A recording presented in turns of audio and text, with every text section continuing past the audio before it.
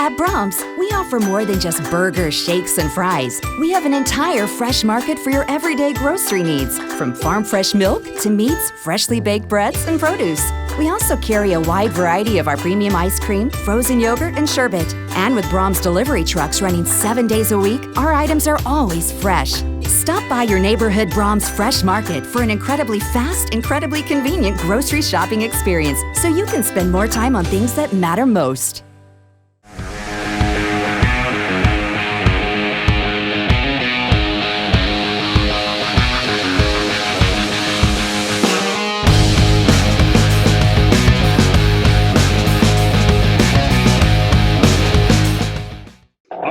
Fans, welcome again to another edition of Dodger Dialogue presented by Braum's Ice Cream and Dairy. And very pleased to be joined with a former Oklahoma City player, spent parts of the 2015, 16, and 17 seasons in Oklahoma City and part of the 2017 season up with the Los Angeles Dodgers as well.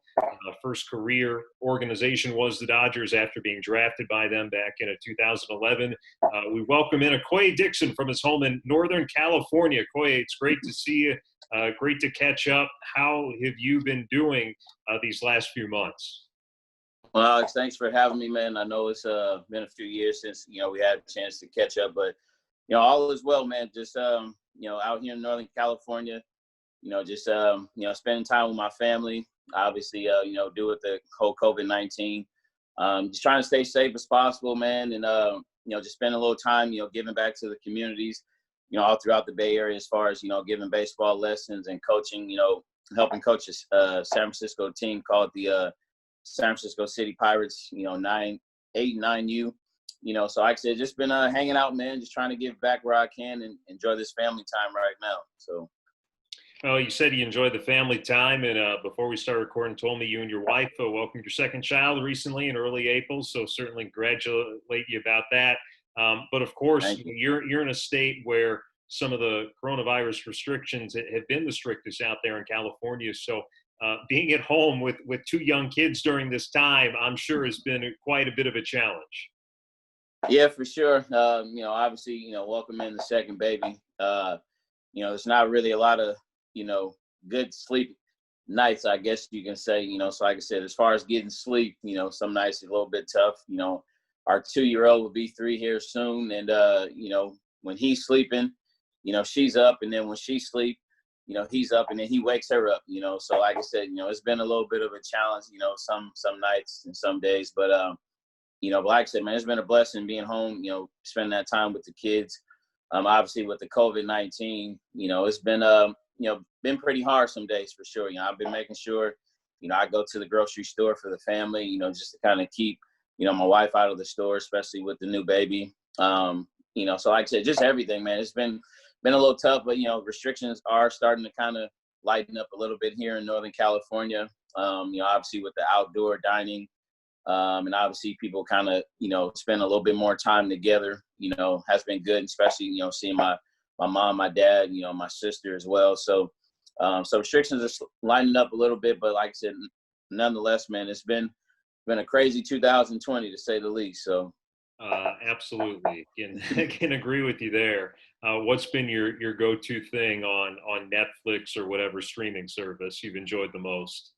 Man, honestly, just been catching up on some movies, like whatever's on TV. And then, me and the family, we normally, around 9 o'clock before, it's time to go to bed, we'll watch a lot of Family Feud, a couple other game shows that my wife likes. But sometimes, I have a little late nights, going out and doing lessons since everything has kind of picked up a little bit. So, but like I said, I don't really watch a lot of TV. It's mainly for my son. He likes to, watch the Tots and Spider-Man and all his little shows. So, the TV kind of stays on Disney Junior, or we'll go to the, the Disney Channel, or just, whatever he wants pretty much. So I might get about an hour or two of my time, and the rest is, whatever he wants to watch. So. Absolutely. Well, of course, you and I have known each other for a while, but some of the folks watching this might not have. So let's kind of Tell them, we'll give folks a little bit more about you. You're born and raised there in San Francisco. In terms of baseball playing, first went to junior college before ended up at Sonoma State and then drafted and signed by the Dodgers in 2011. Let's first talk about when you were growing up there in San Francisco. And, I know you played multiple sports, but what ultimately was it that made you want to kind of go down that path to focus on baseball? Yeah, so, growing up, in San Francisco, man, it was sometimes a little challenging as far as from 18. So I really got on the bus a lot. So, where my dad house is located, kind of where the old Candlestick Park was for the 49ers, so I went to high school all the way across town. Better programs over there, obviously. And, coaching staff wise, was where I needed to be. So growing up in the city, man, obviously very diverse, obviously a lot of great food. Like I said, it was a good time, honestly. Like I said, obviously me and my family live up a little bit up east now, towards the East Bay. But like I said, growing up here in the city, man, it's nothing like it, man. You get the cloudy days, you get the sunny days, all type of different weather. Obviously, playing in San Francisco.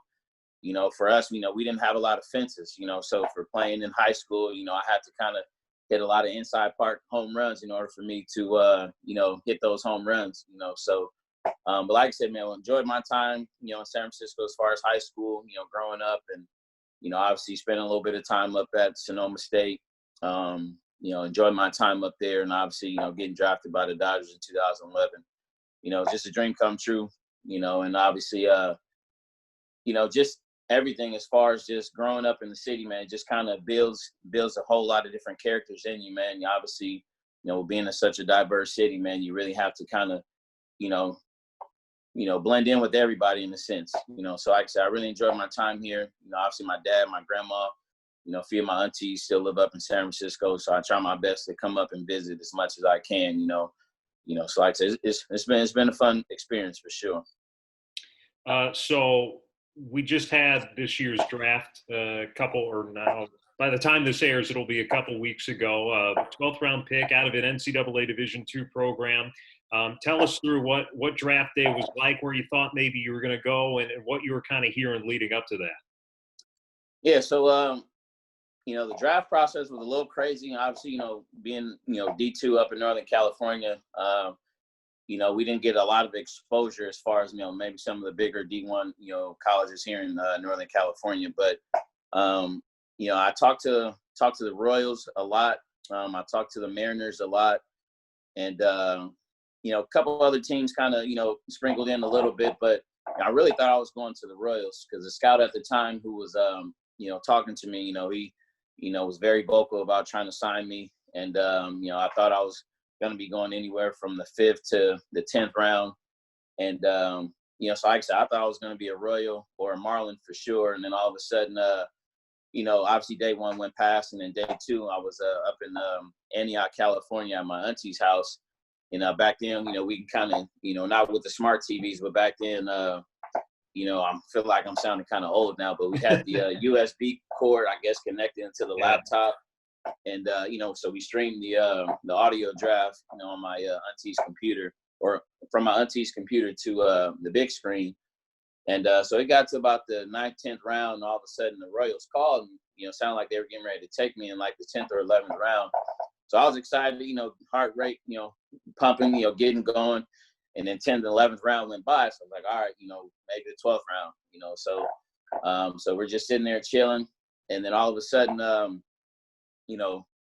hear the Dodgers come on the screen, but at the same time, it was the Marlins pick.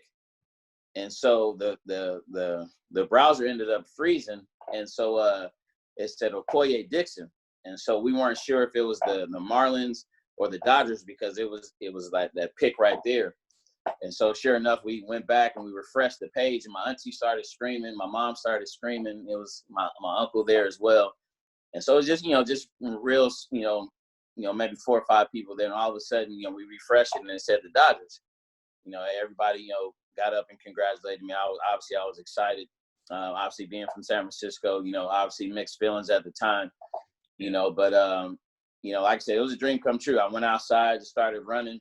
I called my dad right away because he was out in San Francisco. And, you know, like I said, it was just a great experience, man. Obviously, I kind of wish the computer didn't freeze on me right then and there because it was like a 20, 30 second, you know, trying to figure out, you know, who I was going to be with. But nonetheless, man, it was an awesome, you know, 7, you know, plus years with the Dodgers, man, you know, first class organization, man. So nothing but great things to say for sure. So when you first signed and started playing the Dodgers organization, it was a different player development and front office regime that there is now. Probably back then it was a bit more conservative, I know, in terms of both culturally as well as how they advance players despite success. And that you were kind of a one stop per year guy early in your career, and you hit everywhere you went. So, you know, low A 1 year, high A, double A, eventually triple A. But where was it kind of in your career that you thought getting to the big leagues was a realistic possibility for you? Honestly, I think that year in 2014 in Double A, you know, obviously in High A, you know, you still got a lot of the junior college, or I meant juniors in college and the seniors in college who kind of, you know, filter out that league, and you know, a lot of, you know, 23, 24-year-old guys to where, you know, guys wasn't throwing as hard, but you know, still, you know, command was getting a lot better. I think once you take that jump to Double A, you know, especially back then where you saw a lot of velocity, you know, obviously guys throwing 95, you know, more consistently, maybe some guys touching 100, you know, kind of really opened up my eyes. And obviously with Razor Shines there, and obviously a lot of the core guys with Sweeney and, you know, Seager, Shebler, you know, Cuevas, you know, some of the other guys, like I said, that were there. You know, just kind of, you know, us kind of blending together over those years, just kind of felt comfortable to, you know, be able to go out and play with those guys. And I think that Double A year, you know, I had a pretty good year. You know, I hit a lot of home runs, you know, despite being in the Southern League. Just kind of opened up my eyes. And obviously, you know, once I got to Triple A that first year, it was an adjustment for sure. You know, obviously you're facing more of, you know, big league pitchers who know how to pitch a little bit better, you know, as far as, you know, their command, you know, obviously the two-seam, the cutter. And wasn't a lot of four seams up back then, you know, especially in 15. But, you know, I think in Double A, that's when, you know, everything kind of clicked a little bit more. You know, so like I said, I feel like that's when I kind of had a feeling. I'm like, all right, you know, this next step, you know, this next jump, you know, I should be ready to, you know, get an opportunity at some point, you know, so. So you mentioned, you know, you get to AAA the next year, 2015, and what I want to talk about that team was looking back on it. It was our first year being affiliated with the Dodgers. Of course, so everybody's new. It was the first year, the new or current. Now it's still the current front office, player development, and all that. So it was new for everybody. A lot of roster transactions, but looking back at that roster, you know, you had so many guys, even more so than you do on a typical AAA roster with extensive big league experience. You had guys like Scott Baker, David Aardsma, Chris Heisey, Darwin Barney. But in addition to that group, they had that core group that you just mentioned that you had been with coming up and in Double A with the Scott Sheblers, Corey Seager, Darnell Sweeney. What was it like that year? Because the team was very successful, 86 wins, most in the team's modern era, went to the playoffs, all that stuff. But to be able to around all those veteran guys that year, which I'm sure was the first time you had extensive experience like that, and when you kind of look back at that experience, what do you remember the most? Man, honestly, man, it was a lot of fun. Obviously, winning is fun, you know, but just being around all of those guys, you know, sometimes, you know, you kind of got, I wouldn't say starstruck, but just more so like, man, like, you know, these guys have had anywhere from 2 to 10, 11 years in the big leagues, you know what I'm saying? You know, and it's like, man, like, I was just grateful to have all that experience, you know, on one team, you know, to be able to learn from like a guy like David Aardsma, you know, a guy like Darwin Barney, you know, who's a Gold Glover in the big leagues. Obviously, Chris Heisey with, you know, with his leadership, you know, kind of really just, you know, drove our team. You know, obviously, you know, Kyle Jensen, you know, obviously with the core group that was coming up, you know, with the Dodgers. You know, David Hovey, I'm sure I'm leaving off a lot of guys' names because we had a big league team in AAA. You know, every year, 15, 16, 17, you know, we're coming, you know, with the best of the best, you know. So I feel like just kind of getting behind them and just learning and seeing how they worked. You know, obviously it wanted to make me a better player overall defensively. I feel like that was one of my best years I've had, you know, especially at first base and the outfield.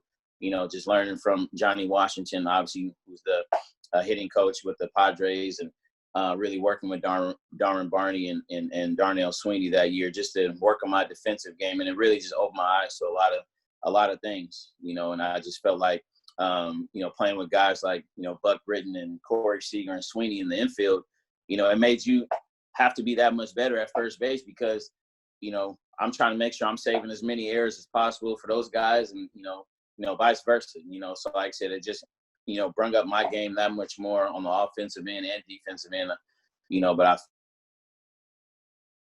it was just being around those guys and obviously the bus rides and, I forget the pizza place that's across the street that we always used to order. It but just was like Duck's Wheelhouse. It's no longer in business, though. Okay, yeah, but like I said, just the bus rides, the plane rides, the early mornings, just having a lot of fun in the locker room, obviously with different music going. Heisey and Barney always got us going. So like I said, it was a fun time, for sure. So come back to Oklahoma City 2016, and I just remember that season telling anyone who would listen that second half of that season, you were second half of that season, at minimum, top 5 hitter in the league. And I don't think a lot of people recognize that.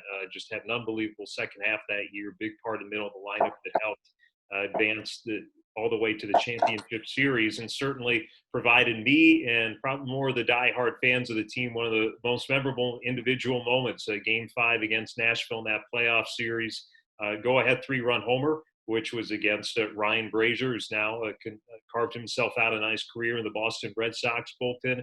But really, without exaggeration, just part of an incredibly epic winner-take-all playoff game. And, of course, you were right in the middle of that with that home run. When you kind of look back on that game and that home run, where does it kind of rank, aside from getting to the big leagues, among your career accomplishments and biggest moments? Man, it's definitely up there. I would say probably at least top 3, top 5 for sure. I mean, obviously, getting a chance to play in the big leagues, man, it's everybody's dream. I know, getting a chance just to crack the Dodgers roster, man, is just a blessing in itself. Everybody knows, how much depth, how much talent, the team has, over the years, man. And, obviously, that home run, man, it just kind of felt like, it was kind of bound to happen, during that year, especially how everything, kind of started, and how obviously everything finished for me.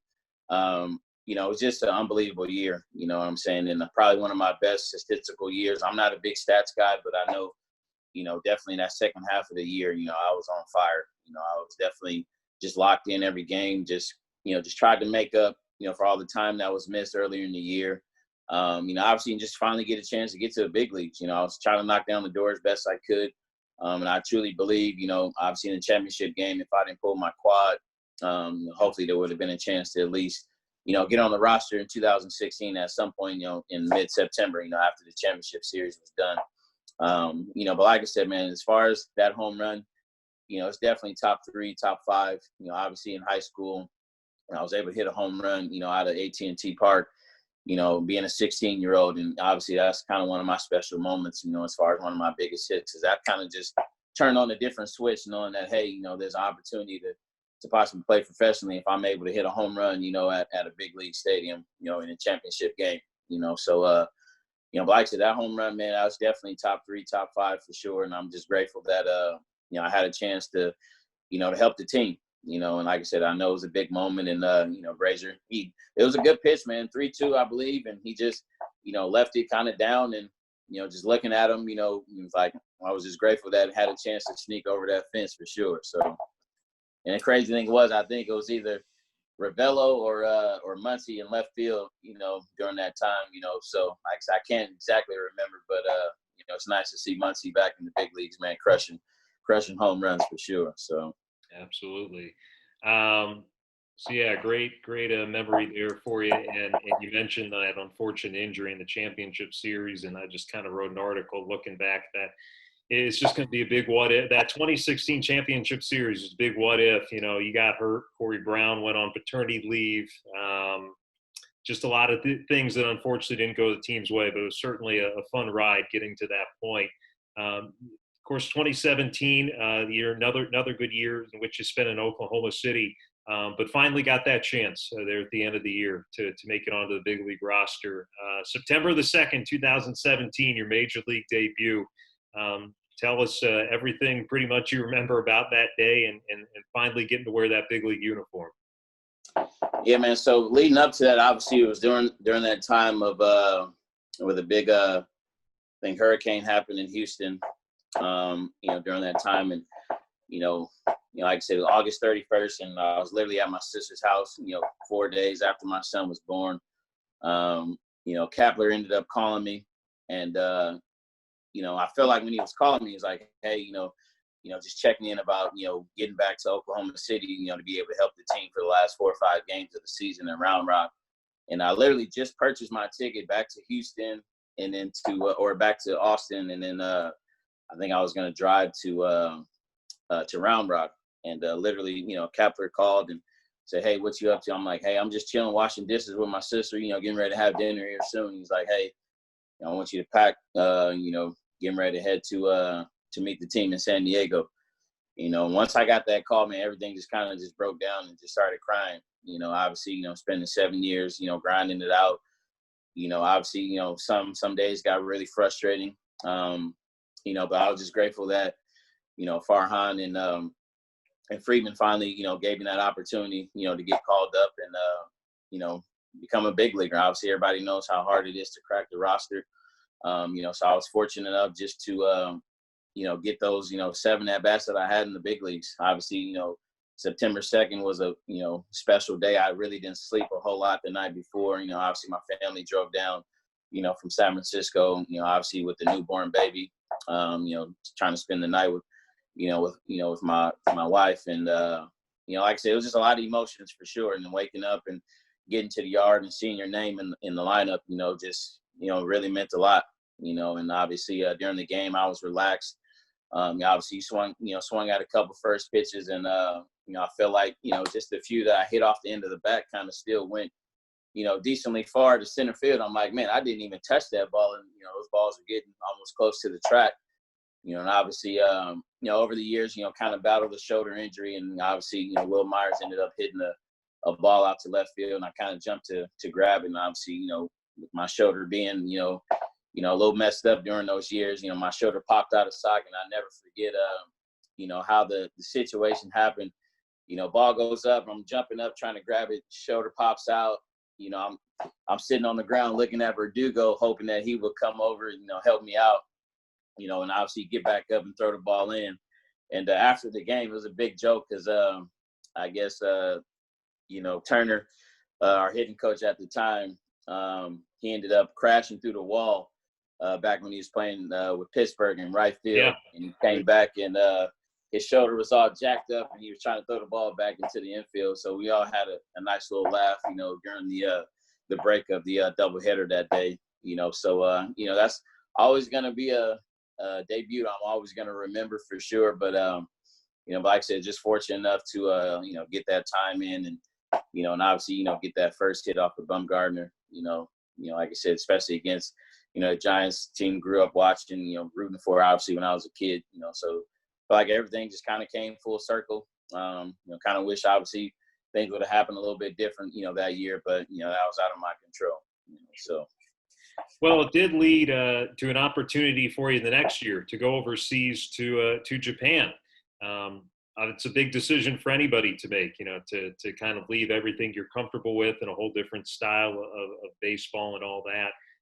So what was kind of the deciding factor in taking that leap, and what was the biggest things you had to adjust to playing over there? So, obviously the conversations having with my agent, definitely a tough decision because leading up, before the 2017 season was over, trying to have discussions of if I wanted to get my surgery or not. Obviously being up in the big leagues, I felt it was the right time to get the surgery. And we talked about it a bunch, like, hey, if you get the surgery, you might have to be set back for a little while. And then maybe if things don't happen, with the Dodgers, as far as financially, maybe, things might be a little bit different trying to sign over in Japan. And so I kind of bet on myself, to be able to get the surgery and then, hopefully still have a chance to sign over there and maybe play, maybe 3/4 of the season and, try to perform well, So, So I ended up signing with the Rackerton Eagles in 2018. And, so obviously they allowed me to kind of rehab at home, up until about, I think, the middle of March. And then I went over there and finished rehabbing. And then I didn't get into my first game until about May in the minor leagues. And, just it's a totally different ball game over there, man. Those guys practice a lot. Obviously, they want to make sure that you're on time always. They're always very particular about, practice time, how much time they're putting into practice, because they really focus on, the preparation. And for me was not really having enough time, during the day to kind of just like decompress, because, some guys would get there at 11:30 for a 6 o'clock game. Obviously for us, if we have a 7 o'clock game, some guys show up, around 1, maybe 2 o'clock, at the latest.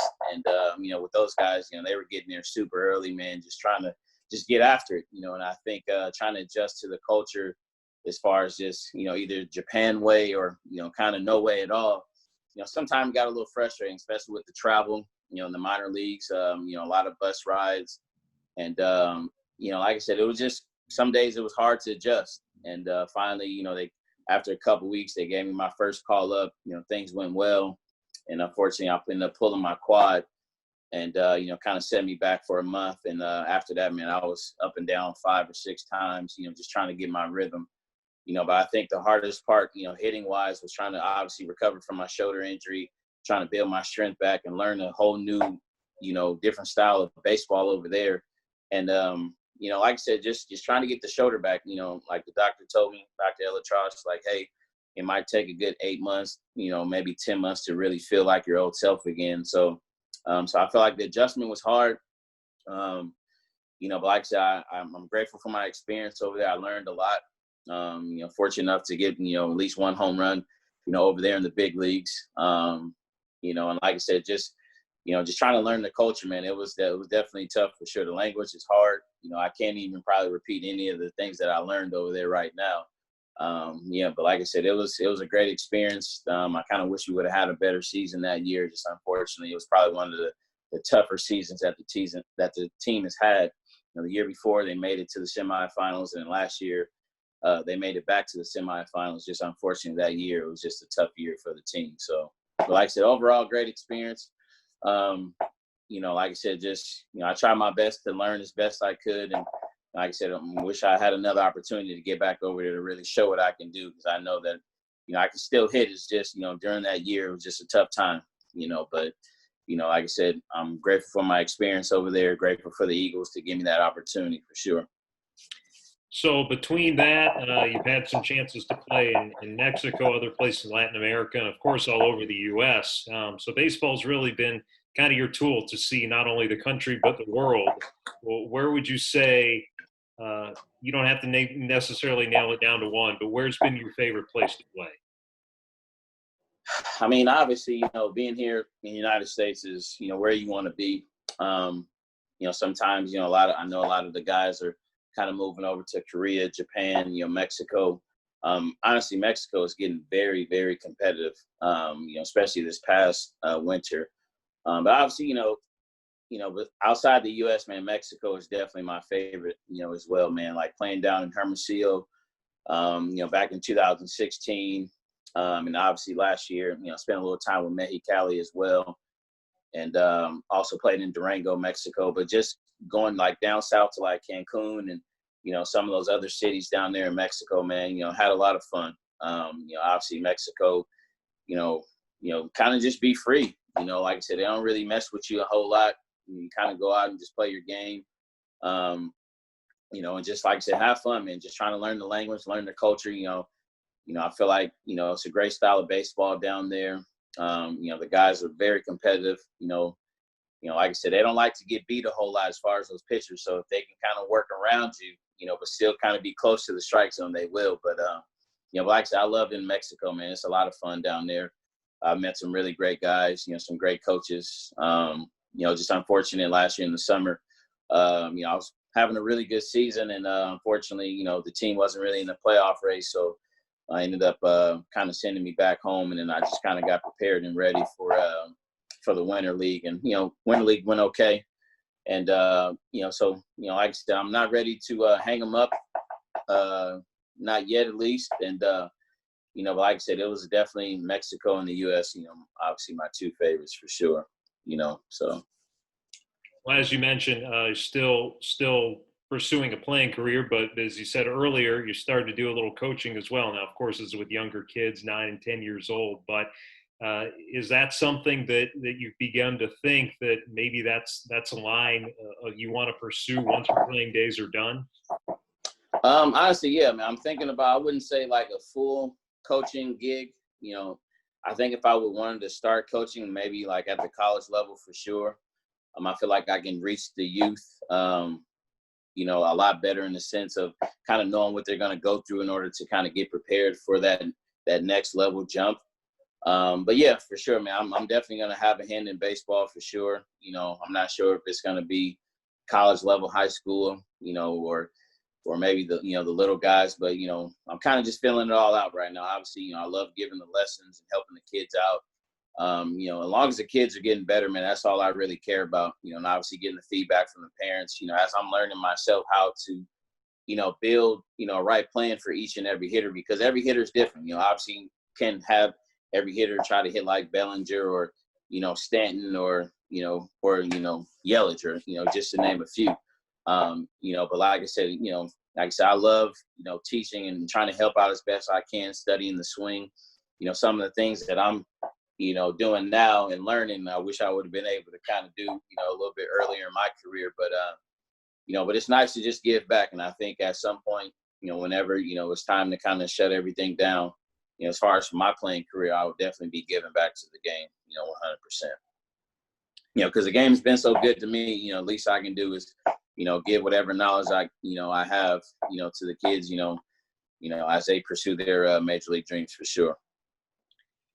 Well, you mentioned that how good the game has been to you, and unfortunately, we've seen some examples the last few weeks of players sharing some not so good moments. Players of different colors, African American players. It's been unfortunate to hear, and the fact that it's something that our society still needs to address. Is it something that you personally had to experience when growing, either playing as an amateur or during your professional career? Yeah, I think any African American experience a little bit of diversity, a little bit of things that are kind of going on in the world as far as racism and things like that. And I just feel like kind of growing up in San Francisco, me personally, I've never seen color, and I feel like going to predominantly Asian and white high school. Like I said, I just never saw color, man. And I just feel like, as I continue to grow, and raise my kids, man, I just want them to know, like, hey, just love everybody, man. Like, no matter, the color, the race, it's about what's in your heart, and I feel like, all the teammates that I've had a chance to play with, I feel like some of my closest friends, obviously, the game being predominantly, different races, are different races as far as my closest friends, obviously with, some African Americans as well being my closest, friends as well. But it's just, as the years kind of go on, I just feel like, hopefully the game can kind of, get back to a little bit more African Americans, and, back into baseball. I feel like, those kids have passions as well as far as becoming major league players. And I feel like, as the years, are continuing to keep going, just kind of, I wouldn't say weeding us out, man. It's just more so, giving opportunities maybe, to the other races a little bit more at times, but I know that, the African-American race wants to play baseball. Is just, sometimes they focus a little bit more on, other things as far as, playing football, basketball, and things like that. But, as far as experiences for me, man, is, some days have been harder than others, but, like I said, not once have I ever seen color. I'm going to treat everybody the same, no matter who you are, like I said, out of respect, because that's the person that I am, and I feel like the fans who have been able to kind of, watch me grow as a young man into a man, those 3 years in Oklahoma City, I would hope, that they would say the same thing as far as like, hey, Koy, it didn't matter. he loved everybody, loved the kids, tried to go out and, be in the community as much as I could. And, I just hope one day that my kids will do the same thing, whatever that they choose to be. Whether my son wants to play baseball or not, I'm going to support him in anything he wants. And along the same thing goes for my daughter as well, so. What do you think Major League Baseball, or just baseball entirely, needs to do to get those African-American participation numbers back up to once what they were, a few decades ago? I think just seeing, a lot more guys in the big leagues, having success. I think a lot of the guys in the minor leagues, have pretty good careers. And I just feel like, continue, maybe the African-American culture sees on TV, the more they want to be like a guy like McCutcheon and Adam Jones and, just to name a few, So, like I said, I think the more that they see them on TV, like, hey, I can be that guy. Obviously growing up in San Francisco, Willie Mays, Barry Bonds, two of my favorite, players, obviously being African-American, Ken Griffey, obviously, so just seeing those guys have success in the big leagues, like, hey, why can't I do the same? So I think, just getting more guys up in the big leagues to allow them to kind of see, more than just maybe the 6-7%, that are in the big leagues, I think will be very helpful. And I just think just building a few more camps and a few more maybe showcases, for maybe the all Black community, as far as like the HBCUs, as far as, all Black colleges. I think, kind of showcasing their games a little bit more on MLB Network or, maybe on some national, televised, maybe ESPN a little bit more, I think would kind of help as well, because those guys can still play too. So I feel like, just getting a little bit more national exposure will probably help for sure. And just wanting to kind of give into the communities as well. I know, over this last, month, or so, I feel like, Major League Baseball is trying to implement that into, just being a little bit more, open to, accepting, what people are trying to say, and I feel like, if they can kind of start making those changes a little bit more, I feel like, you'll definitely see a lot more African-Americans in the game. And, like I said, I try my best to get back to, San Francisco, Oakland, some of these areas to where, it's predominantly a little bit more Black, to where, we can kind of help with, getting those guys, better chances to, have a college career and, possibly get to the big leagues as well. Well, very well said. And I think those are some great ideas, and hopefully some people in power positions are listening. And I know you're going to do your part, like you just said. I feel like we could do this for so much longer, but I know you got a busy schedule and you got to go. But Okoye Dickson, thank you so much for taking the time today, sharing some stories from your playing career in the Dodgers organization, as well as touching on some other important subjects as well. All right, Alex, I appreciate it, man. And like I said, hopefully baseball can get going here, over the next month. And, I look forward to sitting back on my couch this season and, getting a chance to watch the Dodgers kind of finish it off this year. And obviously, just to get a chance to watch baseball with my son. My son loves the heck out of baseball. So, every morning or every night before we go to bed, we're front tossing, hitting off the tee, playing catch. He does a lot of stuff with my dad as well, man. So I feel like, hopefully in the next maybe 18 years, you guys will be hearing about Okoye Dickson Jr. So we'll see. Very good. Well, we certainly wish you the best of luck, and taking this year kind of to focus on yourself and get back on the field in 2020. That's it for this week's edition of Dodger Dialogue. Again, we thank you so much for joining us, and keep it here next week for our latest episode.